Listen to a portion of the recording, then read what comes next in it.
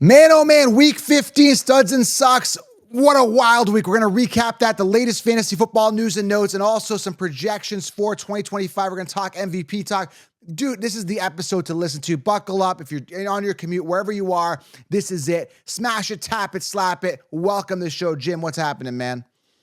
Hey there, counselor. I just a very disappointing weekend for my teams. I'm unhappy. The only player that really came through for me this weekend was Lamar Jackson. Right. Everyone else just kind of was mid to blah. So it was not a good weekend. And in my friends league, we let the best man at my wedding, his kid, who is a freshman in college this year. We let him into our league. We're like, hey, come on in. You could be our 12th player in this league. Come on in. Well, this guy just beat me last night. This rookie, this fantasy football rookie just beat my ass yesterday really bad. And so I'm not feeling great about that.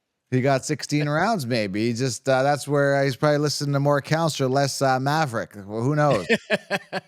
All right, guys. If you're new to the channel, smash it, tap it, slap it. We're talking about getting all the studs and sucks here, the highs and lows. The NFL Week 15 highlights. What a week, man! It's been wild. I watched a lot of the Lions and the Bills game. That was an exciting one. I thought the Lions would have put up more fight, but what a crazy decision. Let's get right to the latest news and notes here. You're gonna hit the thumbs up if you're new here. Where's Breaking Brad? We now have breaking news. I really want to talk about this because I don't know if you saw that. They had 12 minutes left, right? They're down by 10, the Lions are. They just scored a touchdown. They came down, looked like champs. I don't know if you saw the game, but 12 minutes left. Ed Campbell goes, hey, let's just do an onside kick.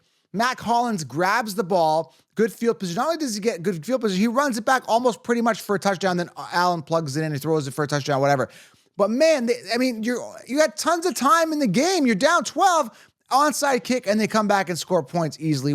That was just a stupid play, man. I don't know if you saw that. Well, that's what Campbell does, though. He rolls the dice, and sometimes it goes his way. And I've seen several times where it has not gone his way. And, they're playing catch up. They're trying to. The problem was that Josh Allen kept scoring touchdowns, and they're like, okay, we got to keep the ball out of his hands so we can score another touchdown. I can see the logic as to why they would do it. It's a risk. It's a gamble, and they gambled and they lost, right? That happens when you're gambling like that. So much time left. I've never seen that before. You had so much time left. You're only down 2 scores. Believe in your defense. Play it properly. I mean, I'm a risk taker too, and I think that was just a stupid play. Yeah, I don't know if you could rely on your defense when the defense allowed 48 points yesterday. That is very, very true. All right, let's other news here. Pat Mahomes ankle injury. Looks like he was done for the season. The way that he folded like a cheap lawn chair, you could see his body like all get mangled up. Oh yeah, it's carted off. Did you ever watch that quarterbacks show from 2 seasons ago when Mahomes was one of the guys and they showed like his workout and what he does? And he does all this contortionist exercise to like get his body used to moving in weird directions and stuff, like specifically his training is part of that. And so I think that's part of the reason why he's still able to stay upright and was able to walk off that field, is because he does that. But it was scary. It was scary when it happened. Train hard, fight easy. So he is day to day. Apparently, there's question marks whether he's going to play on the 21st versus the Texans. I would say maybe preserve. I mean, you got a decent record. You guys are in for the playoffs. Try to preserve him. Down the stretch here. But he said he was probably almost ready to go that game. So I think he's going to play. He's going to move on. He's a trooper. So that was that. So day to day for Pat Mahomes. Also, Geno Smith. There was an injury there. Nobody really cares about Geno Smith as much. But I know it's sad to say, but he's just not the caliber of Mahomes, or I don't know. I'm not really. You're not even a Geno Smith fan, but he's got a knee injury. We'll have imaging done today, according to head coach Mike McDonald. Said the knee structurally seems okay. So Geno Smith having some issues. Geno Smith, Jim, not a big concern for fantasy. Mike Williams had a couple of things. Mike Williams had 1 reception on 2 targets for 15 yards against Philadelphia. Just a couple notes here. Ray Davis carried 7 times for 15 yards and caught both of his targets for 14 yards and a touchdown. So Ray Davis now getting more integrated in that Buffalo offense. I mean, there could be some upside here for Ray Davis maybe for next fantasy season. You never know. It's good. Maybe. I mean, maybe, yeah. Wait, there's some more injuries here. We got Waddle got injured during the game, ended up with a 0 burger again. I mean, that dude, I did take him in one of my leagues. and he's basically been on my bench the whole season. But he was really good for like the past 3 weeks. So I'm like, Right. I'm going to throw him in today. He should be good. This should be a game where he can get some work. Zero burger. I'm like, Yeah. what the hell, man? It was just not my weekend. Just very frustrating. Yeah. A couple other things here, real quick. Again, nothing important. I know people are curious about Zach Charbonnet. He rushed 8 times for 54 yards and a touchdown, not bad, and caught one of his 4 targets for 12 yards in Week 15 against Green Bay. A couple notes here. I saw Romeo Doubs make an amazing catch. I don't know if you saw that. He hauled in. He made 3 receptions. 2 of them were touchdowns. You still can't start him, man. You can't start him. You It's just can't so trust that. inconsistent. It's so inconsistent with that offense here, man. Completely Yeah, inconsistent. you can't trust any receiver on Green Bay. I mean, really, for fantasy purposes, I think they all just need to be kind of off the list. Best ball, go ahead and draft him, but you can't take him for managed leagues, man. It's just it's too much of a dice roll. Yeah. All right, so let's get right to it, guys. Let's start with the quarterbacks here. Again, if you're new to the channel, smash it, tap it, hit the thumbs up. Really helps the channel. Let's get right to the studs and sucks at each position here. So as you can see here, man, Josh Allen, my quarterback, my fantasy quarterback, guy I told you to anchor your team with 41.3 points. Let's just honor some of these guys that had a good week. Jared Goff in that same game. Both these guys had Swiss cheese type defenses. I mean, or it's weird because when you have these type of situations, you wonder, is the offense that good or is the defense that bad or is it a combination of both? I don't know, man. I think the offenses are just really good. I would say they're just that good, and the defense is just like, what can you do, right? Right. Yeah. I mean, it's, that kind of a game is such a fantastic game for fantasy. I mean, Yeah. really, it's just the kind of game that you dream about. And so kudos to both those guys for having great games. Absolutely. And then my guy, Lamar Jackson, 3rd overall, 5 passing touchdowns. There's a real debate right now, counselor. Josh Allen or Lamar Jackson for MVP. What do you think? Wow, Josh Allen or Lamar Jackson for MVP. I'm going to lean again. I'm going to, because Lamar had it last year. He's had the glory. I'm just going to go with Josh Allen simply for a couple of reasons. One, he's my fantasy quarterback. Maybe there's a little bias there. But number 2, he beat the Lions and he beat them convincingly. He's been consistent the past week, like extremely consistent on a high level, consistent, like breaking records type consistent. And I just don't know if they've got enough to beat the Chiefs. I just hope they do. I don't know, Chiefs with the refs. The refs get involved sometimes, whether you believe in that or not. I don't know. They're the 12th player. Yeah. It's like, it's just a great story. Like, if the NFL wants to profit, they're going to give the Chiefs the 3-peat because you've got the Swift narrative, you've got Kelsey. I'm just thinking it from a business perspective. Buffalo's good, and Josh Allen's kind of a face as well, but I don't know. I guess if you make him MVP, it's a good story as well, but I still see the Chiefs beating these guys. But I'm going to give it to Josh Allen. I'm going off on a tangent here, but I would definitely go Josh Allen. What do you think, Lamar or Allen? I got to say, Josh has been playing otherworldly the past few weeks. I mean, he's been playing good all season, but otherworldly. Again, the best performance ever by an NFL quarterback last week. And he follows it up with another 41-point performance this week. I mean, it's just staggering how good and how important he is as part of that offense. Lamar Jackson has been quality, just perfect, right? I mean, I just can't ask for anything better out of Lamar Jackson this year.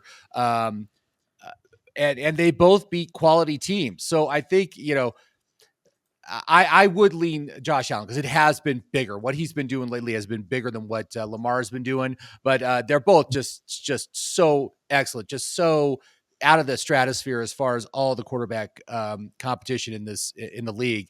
These 2 are the top 2. So all right, now that we're done glazing those guys, let's get to some sucks. Oh my God.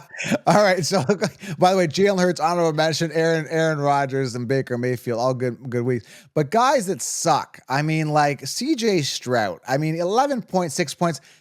This is a guy that was highly touted, highly promoted in the offseason. Even I believed in CJ Stroud having a good season just because the offensive weapons were set for this guy. He looked so good last year, and now this year, not good. 19th this week, 11.6 fantasy points, 2 touchdowns, 0 interceptions. I don't know, man. What a suck this year. I don't know. It really, really a huge disappointment. And I'm not sure what's going on there. His connection with his wide receiver, 1 is fantastic. But yeah, he has horribly underperformed what I expected him to be. To the same extent, Love is the Yeah. same thing. And I think it just goes to show you that really in fantasy, you want a rushing quarterback. The rushing quarterback gives you such an edge and gives you that extra, that higher floor that you're going to get. That's why you need to take those guys. Yeah. Tua's another one who had just a total crap game Big yesterday. bust. And ended up with what 6.8 points or something like that. Just 27th overall. Yeah, Yeah. Tua. I see it right here. So I'm going to go over the other guy. I made notes here. I made some big time notes here. Listen to this. Geno Smith, 4.5 points. Wilson, 8.4. Stafford, 8 points. Tua, 3.8. CJ, 11 points. Richardson, like what's going on? Anthony Richardson, I told you that guy would bust, man. Anthony Richardson, another guy. Top 5 quarterback in fantasy. I said, do not draft this guy. I know he's been hurt. I get that, but still, Anthony Richardson. And this week, what did he finish? Like QB 25 this week? That's not good. I don't think he was that low, was he? He got 15 Sorry, points. maybe He did I'm wrong okay. there. He got a rushing touchdown, so that really Let me stand saved his corrected. day. Let me stand corrected. 15th this week, and I think he's QB 25 on the season. Let me just double check that. I think I made that. Okay. That's what I meant to say. Yeah, QB 25 on the season, 143.1 fantasy points. His touchdown interception ratio, 7 touchdowns to 11 interceptions. That sucks. That's on the season, but 15th this past week for week 15. Not good. It's not great. It's certainly not something anybody that took Anthony Richardson probably didn't even make the playoffs. So it's almost a moot point. But again, I talk about those rushing quarterbacks, and yet Anthony Richardson really hasn't done it. Not at all, man. I don't know. Moving on to all right. running Let's move on. Let's move on. I know for a lot of you, fantasy football is over, but it doesn't have to end now. You guys can still stay in the action at mybookie.ag and get in on the bets. Mybookie.ag, use code FFC. You get a 50% match deposit on your first deposit. This is huge. Mybookie.ag is the site I use. And again, if you're out of fantasy, you can now transition over to the bets and keep that excitement going when you're watching football. That's the site I use. Head on over there right now. The code you want to use for all the perks on the site is FFC for Fantasy Football Counselor. Go create an account, put down your deposit, and I'm telling you guys, you will have a blast. If you want my picks, I've linked them below at the Counselor's Edge. Hope you guys have an outstanding day. Let's get back to the show. James Conner here, good week. I mean, I don't know. I'm not a big James Conner fan. You know me. I thought Benson would have had a good year. He didn't. But Conner getting it done this week. Jahmyr Gibbs, Tajay Spears. Again, like I was high on Spears for value, but Pollard got the starting job. But look at that. As soon as Pollard's out, Spears does something. 27.2 points. He had a receiving and a rushing touchdown. Now, mind you, only, what do you have? 1.2 yards per carry. He got it done more in the receptions. 7 targets, 6 receptions, 87 yards, and those 2 touchdowns. But, I mean, 4 attempts, 5 yards, 1.2 yards per carry. That's not good. But No. it's about opportunity, though. As soon as, like, Pollard's out, right, gets hurt, he steps up. So I don't know. Does that mean he's really good? Not necessarily. Maybe. Who knows? Yeah, I don't think he is. I mean, Pollard also got at least 1 touchdown. I'm Yeah, he pretty played sure. a bit too. Yeah, and then he left the game. I think he had that 1 touchdown. Yep. Right. But this one thing. I mean, I know we were both pretty big on Tajay going into the season, but I think we really need to pay attention to the fact that when there is a regime change, when the new head coach and a new general manager comes in, the people that were drafted by the old regime are typically put to the curb. They're mostly just tossed off to the curb as they bring in their guys, and we really saw that this year with Pollard clearly being the one ahead of Tajay by a long distance. And we knew it was like suspect because when they brought Pollard in, I'm like, these are 2 guys with similar skill sets. How are they going to play together? It was weird, but I think, that's definitely something that we need to pay attention to when there is a regime change and there's like a guy that we're like, this guy's going to make the next step this year. It might not happen because they might not gel with the new coach. And it's frustrating because there's egos there. And then my ego, because I look at it from my logic and perspective that this guy was drafted to replace Henry. He was behind Henry. He knew the offense, and Pollard that year sucked. He absolutely sucked. So it's like, why would Spears lose his job to some bottom feeder and Pollard? And they just ran Pollard because the new offense or the coaches are like, hey, we're going to run our guy. That's our guy. That's egos, right? That's what it is. You're not running the guy we So brought in. We paid him a lot, so we're going to work him. Good point there. So let's go through here again. A couple of the guys are good. James Cook, Chase Brown, Josh Jacobs, Jerome Ford, Justice Hill, Ty Johnson, believe it or not, had a good game. But the guys that sucks here, I want to make a couple notes here. Saquon Barkley, only 9.4 points. Tony Pollard, we said we got hurt, 8.5. David Montgomery, 7.5. I know a lot of people started him. Isaiah Pacheco, 5.7 points for Pacheco. Tyrone Tracy, I'm not a Tyrone Tracy owner, but I know a lot of people started him, and I know he's been doing good lately. 4.5 points. And, dude, I really... Singletary did better than him.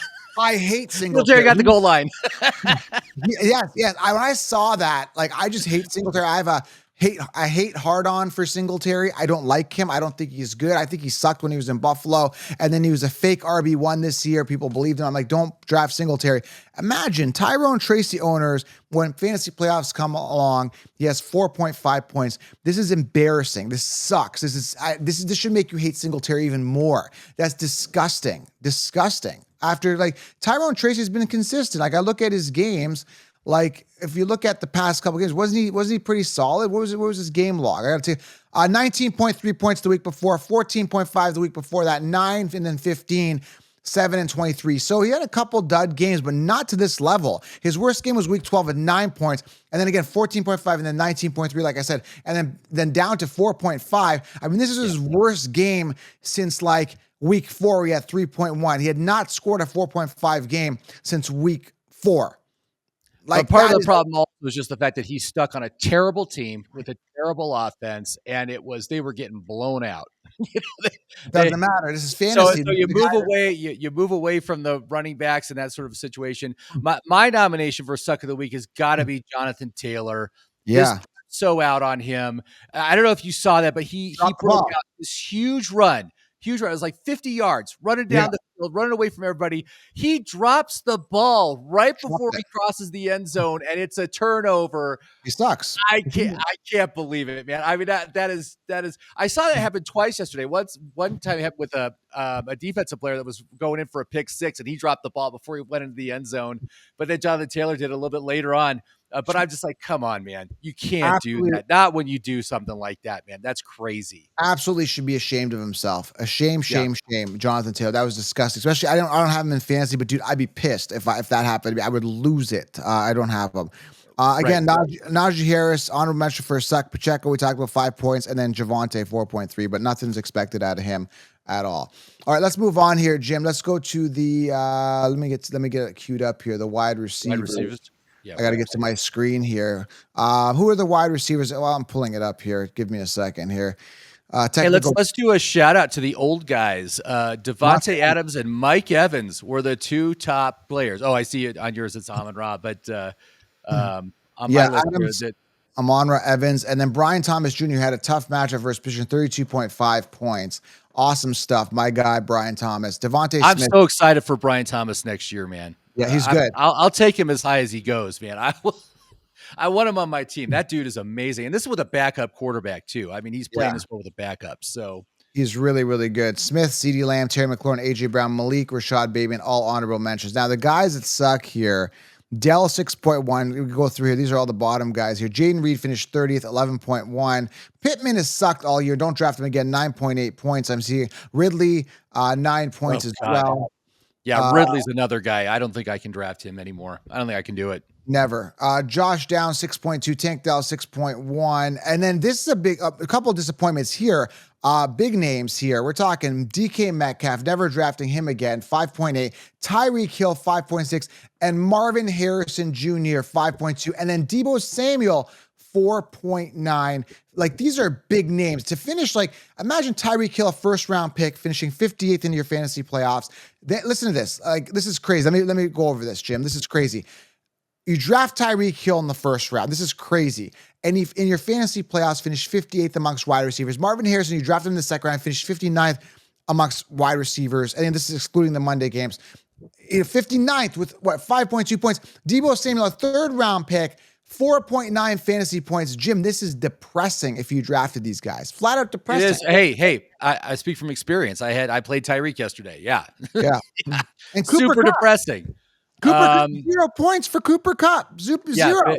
Goose egg for Waddle. Yeah, I mean, there was like, just horrendous. And I'm still in on Harrison. He looks good out there when he's playing. He almost caught a touchdown. Yeah, I saw You that. know, I saw that. yeah. So like that close. And I'm in on him for next year. I think he's going to be great. Yeah, I mean, it's just for him, he's a rookie. Cut him a break. But these other guys, yeah, you got to play better than this. I mean, this is just unacceptable.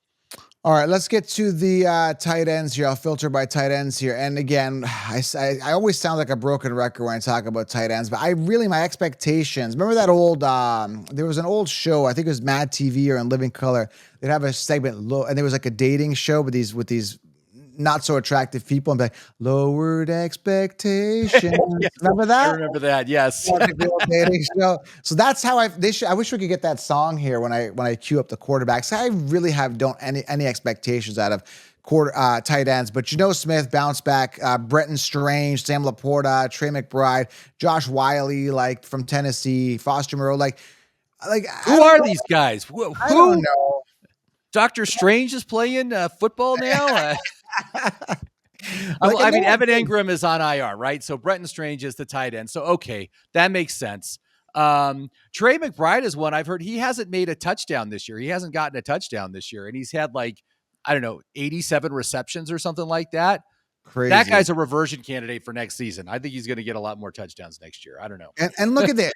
Okay, imagine this. Here's another scenario that's crazy. Look where Kelsey is. He's 18th. Okay. Now, again, he was a better value this year in fantasy. But imagine you're drafting this year and it's August, and you're like, "Yeah, I'm drafting Travis Kelsey. I'm getting him a bargain," because we said that he's a bargain. I think he was like a third round. He dropped out of that third first or fourth. round. Yeah. And then you're in the fantasy playoffs. Never would you have pictured that Noah Gray would outperform Travis Kelsey in your fantasy football playoffs, but that's exactly what happened. That's fantasy for you. That's messed up, dude. Noah Gray didn't only had 2 receptions, but he got a touchdown. That's why he did better. Still, why wasn't that touchdown to Kelsey? Come on. Yeah, I don't know. This is what I'm talking about. Fantasy is just wild, and and I almost feel like because of all these props, sites, and all that stuff, it almost feels like they're kind of tinkering with this committee approach, man. It's like I'm not seeing clear-cut ones anymore. Like even guys like AJ Brown and Jefferson and all these guys and Chase.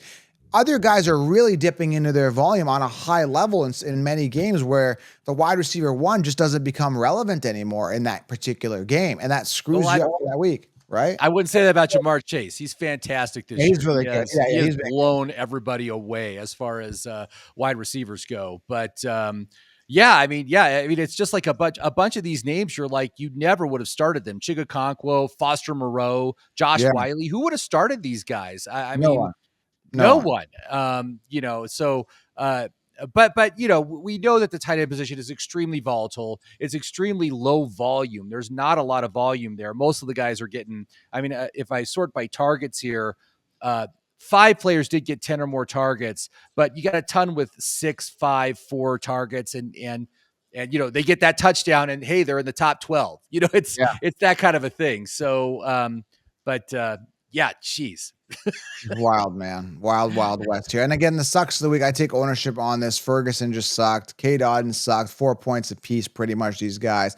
Some big names, Hunter Henry, 6.5 points. And then Kelsey, we talked about 6.7. Kincaid, 9.3, not bad. Gesicki, 6.7. So some well-known names in the tight end industry just didn't do anything. Just didn't do anything.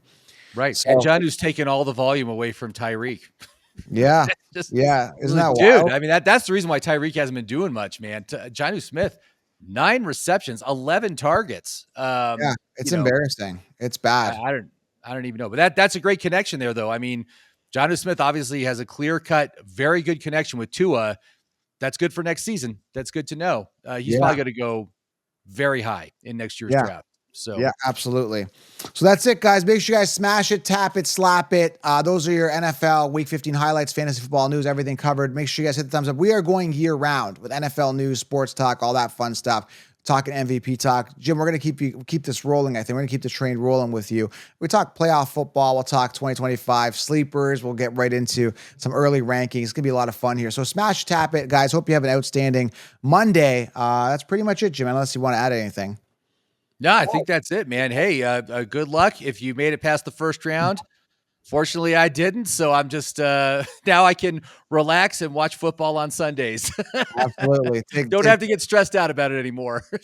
release valve. So pressure off.